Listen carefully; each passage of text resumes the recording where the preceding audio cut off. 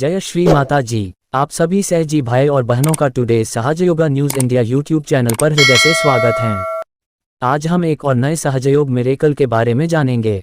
साल 2004 में घटित मिरेकल के बारे में आज आप सबको बताने जा रहा हूं।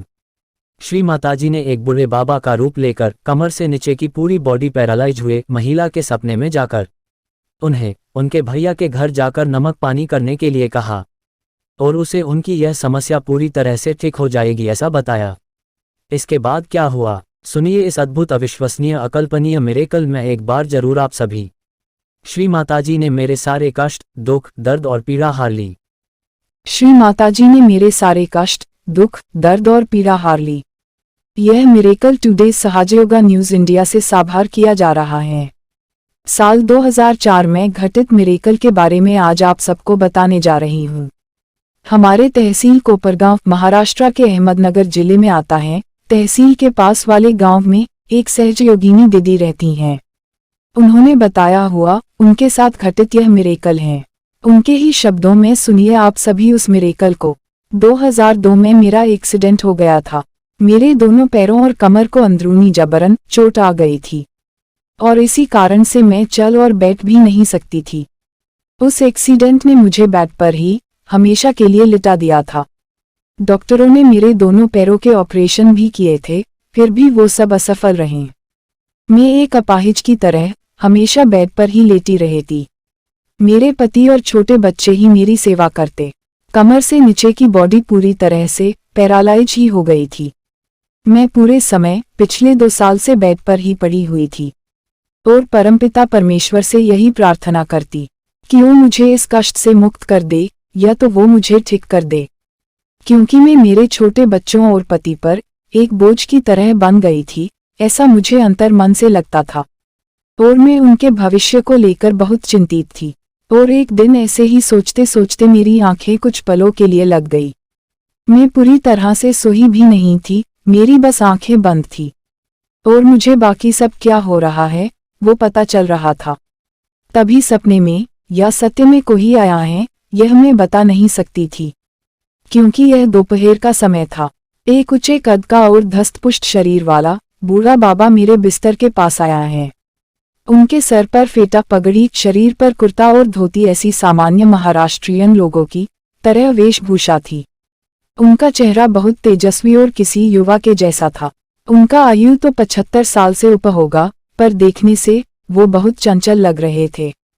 वो बोले, बेटी तुम अपने भैया के घर जाकर नमक पानी करना, उसे तुम्हारी यह समस्या पूरी तरह से ठीक हो जाएगी। और थोड़ी दैवीय मुस्कान देकर वो वहां से चले गए। फिर उसी दिन शाम को मेरे पति घर आते ही मैंने उनको दोपहर को हुई पूरी कहानी बताई और उस बूढ़े बाबा ने मुझे अपने भैया के घर पर जाकर नमक पानी करने के लिए बोला है, यह भी बताया। हम पति पत्नी को नमक पानी के बारे में कुछ भी नहीं पता था। उसी शाम हम दोनों भैया के घर किराए के रिक्शा से गए। मेरे भैया कोपरगांव तहसील में ही रहते थे। जब हम उनके घर पहुंचे तो भैया भाभी दोनों घर पर नहीं थे। उस समय वो दोनों किसी केंद्र पर गए थे। हम दोनों ने उनके आने तक का इंतजार किया। रात को 8 बजे के बाद दोनों आए और उन्होंने हमें पूछा, आप दोनों अचानक बिना बताए यहाँ पर आ गए हो? घर पर तो सब ठीक है ना, कोई समस्या तो नहीं हुई है ना? क्योंकि उसे मेरे समस्या के बारे में पता था और इस हालत में हम यहाँ आए हैं तो कोई चिंता का ही विषय होगा। उसे लग रहा था। मैंने उसे पूरी कहानी बताने से पहले ही पूछ लिया कि नमक पानी क्या होता है, तुम नमक पानी करते हो क्या? ऐसे एक के बाद एक 2 प्रश्नों को पूछ लिया। वो और भाभी कुछ पलों के लिए स्तब्ध हो गए। वो बोले, हाँ हाँ हम करते हैं नमक पानी। पर तुम्हें नमक पानी के बारे में किसने बताया? क्योंकि इसके बारे में हम लोगों में कभी बात ही नहीं हुई थी। मैंने उन्हें दोपहर के उस स्वप्न के बारे में बताया और एक बूढ़े बाबा ने मुझे स्वप्न में आकर तुम्हारे घर जाकर नमक पानी करने को बोला, उसे मेरी समस्या ठीक हो जाएगी ऐसा भी बताया। भैया और भाभी ने मुझे घर के एक कोने में रखे देवी माता के प्रतिमा के ओर उंगली करके पूछा कि क्या यही तो नहीं है ना वो बूढ़े बाबा? मैंने देवी माता के फोटो को ध्यान से देखा। यह बिल्कुल वही तेजस्वी और दिव्य मुस्कान वाला चेहरा था। मैंने बोला, हाँ यही थे। वो सब लोग कुछ पल के लिए आश्चर्य के दृष्टिकोण से देखने लगे। फिर उन्होंने बताया कि यह श्री आदिशक्ति माताजी निर्मला देवी जी हैं और उनकी हम पूजा अर्चना ध्यान करते हैं और नमक पानी भी करते हैं। श्री माताजी ही तुम्हारे स्वप्न में एक बूढ़े बाबा का रूप लेकर आई थी और उन्होंने ही तुम्हें मेरे घर नमक पानी करने के लिए भेजा। और उन्होंने बताया अभी हम जिस केंद्र पर गए थे वो इनके द्वारा ही चलाया जाता है। हम वहां पर सामूहिकता में ध्यान धारणा और श्री माताजी की आरती करके आए। फिर भैया और भाभी ने मिलकर मुझे श्री माताजी के सामने आत्म साक्षात्कार दे दिया और थोड़ी ही देर में उन्होंने मुझसे नमक पानी भी करा लिया उसी दिन रात को। और नमक पानी करने के बाद मुझे बहुत ज्यादा राहत और आराम मिला। मेरे शरीर में सुखद और आनंददायक ऊर्जा का एक तेज प्रभाव संचारित हो रहा था। मेरे विचार पूरी तरह से स्थिर हो गए थे और श्री माताजी के प्रति बहुत प्रेम स्नेह और कृतज्ञता की भावना प्रकट होने लगी थी। मैंने श्री माताजी का पूरे हृदय से आभार व्यक्त किया और उस दिन से लगातार आगे के 7 दिन तक सुबह शाम का ध्यान और नियमित रूप से 2 बार नमक पानी किया। इन 7 दिनों में मैं पूरी तरह से ठीक हो गई। मैं अब चल भी सकती थी, उठ और बैठ भी सकती थी। श्री माताजी ने मुझे पूरी तरह से ठीक कर दिया था।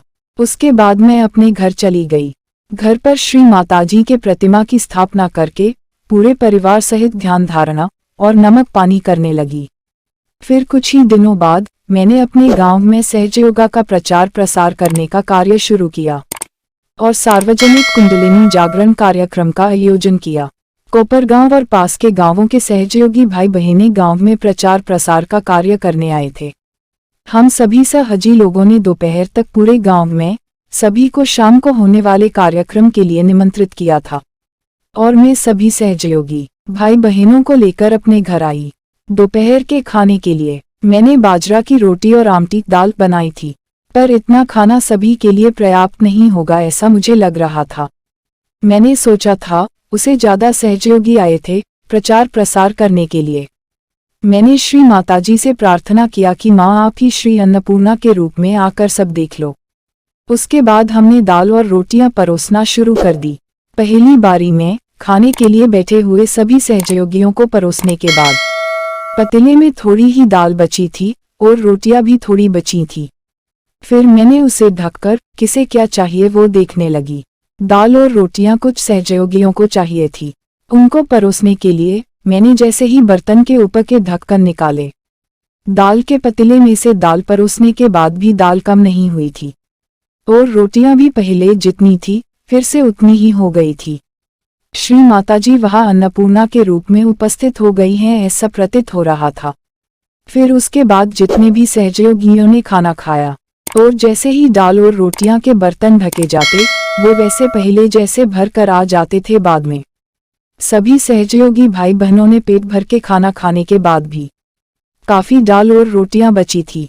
श्री माताजी ने यह अविश्वसनीय अकल्पनीय मिरेकल किया था। शाम को श्री माताजी के कृपा से एक बहुत सुंदर सार्वजनिक कुंडलिनी जागरण कार्यक्रम पार हो गया और बहुत सारे नए साधक सहजयोगा में आ गए और मेरे गांव में एक सहजयोगा केंद्र शुरू हो गया। श्री माताजी का चित्त हमेशा विश्व के सभी दुखी पीड़ित बच्चों पर बना रहता है और वो किसी न किसी माध्यम से या रूप में उन सबके कष्ट और दर्द दूर करती है। जय श्री माताजी।